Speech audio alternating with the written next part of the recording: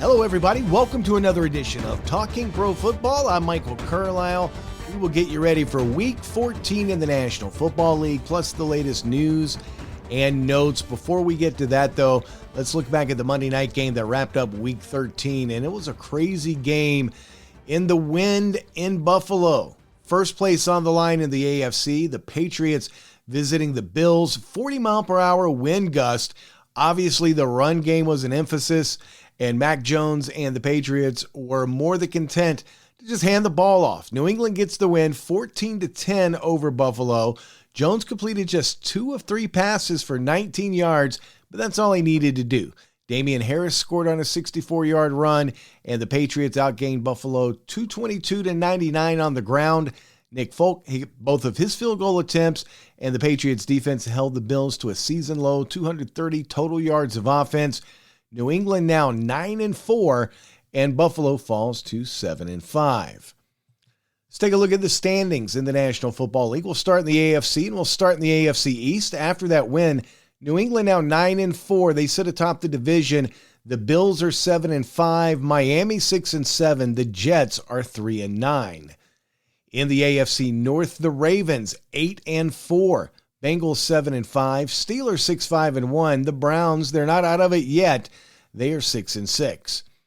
In the AFC South, Tennessee has an 8-4 record. That's better than the Colts at 7-6. Then you've got the Jaguars and the Texans, both 2-10. In the AFC West, Kansas City, your leaders. They are 8-4. The Chargers are 7-5. Raiders and Broncos each 6-6. Now, as far as the playoffs in the AFC go, New England, Tennessee, Baltimore, and the Chiefs would be your top 4 seeds in that order, your division leaders. Your 3 wild cards at the moment, the Chargers at 7-5, the Bengals at 7-5, the Bills at 7-5. Then you've got Pittsburgh 6-5-1, the Colts 7-6, the Raiders 6-6, Cleveland 6-6, and just for the heck of it, we'll throw the Broncos in there. They're 6-6 as well. Don't sleep on the Dolphins just yet. They're 6-7. They've got a bye this week and then the Jets next week. So the path to 7-7 is there. And if you get back to 500, who knows what may happen the rest of the way. Now over in the NFC, in the East, your leader is the Dallas Cowboys. They are 8-4. That's followed by Washington at 6-6. The Eagles 6-7. The Giants, they're 4-8. In the NFC North, Green Bay is 9-3. The Vikings 5-7. Bears 4-8. The Lions 1-10-1. In the NFC South, Tampa Bay 9-3. Carolina, Atlanta, New Orleans all 5-7. And in the West, Arizona's 10-2. The Rams are 8-4. 49ers 6-6. And Seattle is 4-8. Now, as far as the playoff picture in the NFC, the Cardinals, the Packers, the Buccaneers, the Cowboys, 1-4 would be your top seeds if the playoffs started today. They, of course, your division leaders. Your wild cards would be the Rams at 8-4, Washington at 6-6, and San Francisco at the moment would have the 3rd wild card spot at 6-6. Then you've got the Eagles at 6-7, the Vikings at 5-7. You've got a bunch of other teams at 5-7. I wouldn't put them quite in the same category, though. Carolina, Atlanta, New Orleans, all 5-7. Mathematically, at least, they're still in the hunt, but those are teams that just seem headed in the opposite direction. And look, maybe the Vikings are as well.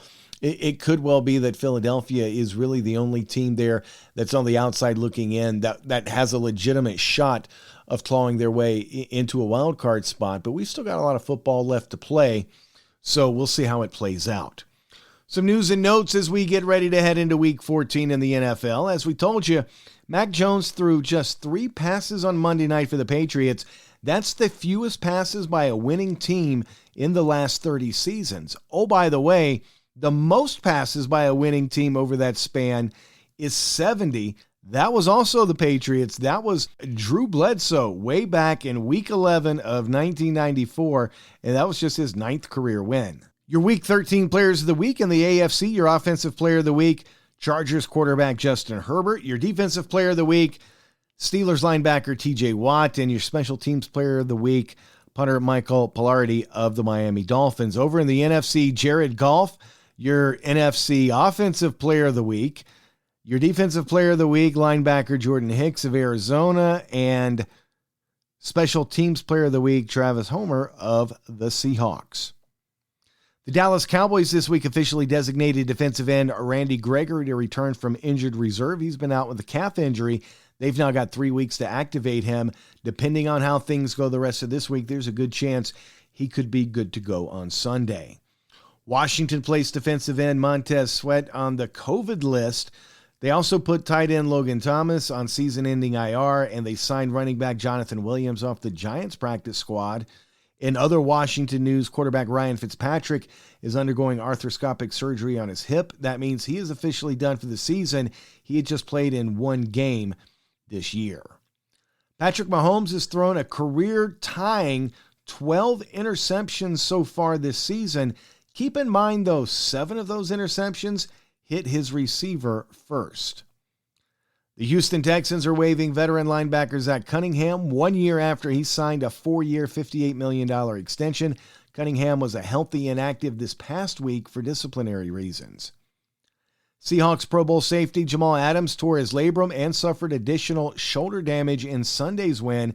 He's having season-ending surgery to repair all that. It's the same shoulder he hurt last year. He is expected to be ready to go for the start of 2022. Chicago Bears coach Matt Nagy confirmed this week that rookie quarterback Justin Fields, who's been out with rib problems, he's been cleared and he will start Sunday versus the Packers. And speaking of the Bears and their quarterback situation, for all the crap that Mitch Trubisky took during his time as starting quarterback, since 2017, the Bears' record in games that Mitchell Trubisky started, 29-21. Also since that time, in games that any other quarterback started, 8-18. Say what you want about Trubisky, and yeah, the Bears probably reached and moved up to grab him when they didn't have to. Maybe he was never going to pan out to be a future Hall of Fame quarterback, but he wasn't nearly as bad as a lot of people made him out to be, and that reflects that. Now Chicago's starting over again. We're very early into the Justin Fields era. We'll have to see how all that plays out. But for all the problems the Bears had while Trubisky was the quarterback, it wasn't all on him. Speaking of quarterbacks, the Green Bay Packers this week placed quarterback Jordan Love on the COVID list, and they elevate quarterback Kurt Benkert from the practice squad.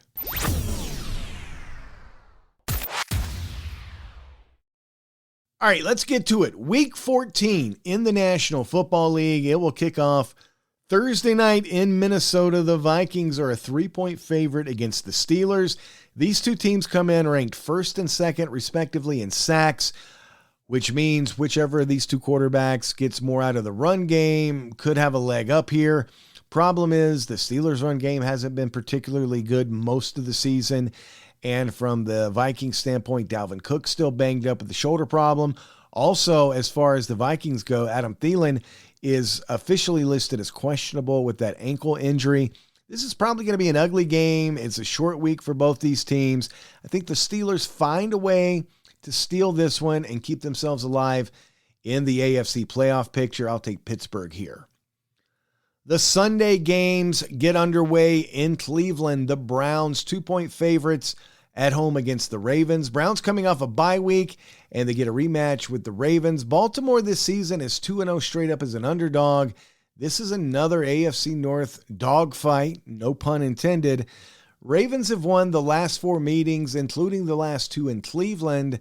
I think this will be a close game, probably be an ugly game. I do like Baltimore to hold on and get the win here. Speaking of ugly, the Jacksonville Jaguars are on the road. They visit Tennessee. The Titans, 10-point favorites at home. Jaguars have lost 4 in a row. They're averaging just 12 points per game during that run. Tennessee, meanwhile, they've been up and down since the Derrick Henry injury. Titans are 3-0 coming off a bye under head coach Mike Vrabel. Tennessee shouldn't have a lot of problems here, regardless of what happens with the run game. I think they take care of business against the Jaguars. A big AFC West matchup. The Raiders are on the road. They go into Kansas City to take on the Chiefs. Chiefs 8.5-point favorites at home. Anybody remember the Raiders' 40-32 upset at Kansas City last year? I really don't either, but I bet the Chiefs do. Raiders are reeling right now in that AFC West. They desperately need a win to keep pace. They seem to be trending in the wrong direction. Kansas City still has some issues, but their defense is bailing them out big time this year. That defense is allowing just 11.2 points per game during their 5-game win streak. Patrick Mahomes threw for 406 yards and 5 TDs back in Week 9 when these two teams met up. I don't know that he's going to put up those numbers this week, but I do like the Chiefs a lot at home. The New Orleans Saints go on the road. They are at the New York Jets. New Orleans 6-point favorites on the road. Taysom Hill's got a finger injury, but he is expected to start this week for the Saints. But injuries have plagued New Orleans all season long. The Jets, though, they're 30th in the NFL in run defense. They're giving up 133.4 yards per game. I think that plays into the Saints' favor in this one, and they'll squeak out probably an ugly game here, but I do think New Orleans gets the win. An NFC East battle. The Dallas Cowboys, 4.5-point favorites on the road in Washington. This is one of those classic NFC East rivalry games. Washington has a chance to really get into the mix in the division. At the moment, they have one of the wild cards, but with a win here, they can put legit competition, legit pressure on Dallas in the NFC East. Remember, Washington swept this series last season. They're on a 4-game win streak. They're allowing just 17.5 points per game during this streak. Again, Dallas can take complete control of the NFC East. There's something about this one. Full disclosure, I am a Washington football team fan, but I very rarely, if ever, let that get in the way. I like to pick with my head, not with my heart. There is something about this game, though. Washington is playing their best football of the season right now. Dallas, I think, is more talented. I think they have a lot more weapons, but they're not clicking right now. I actually like Washington to find a way to pull off the upset here. The Atlanta Falcons are on the road. They are 3-point underdogs at Carolina.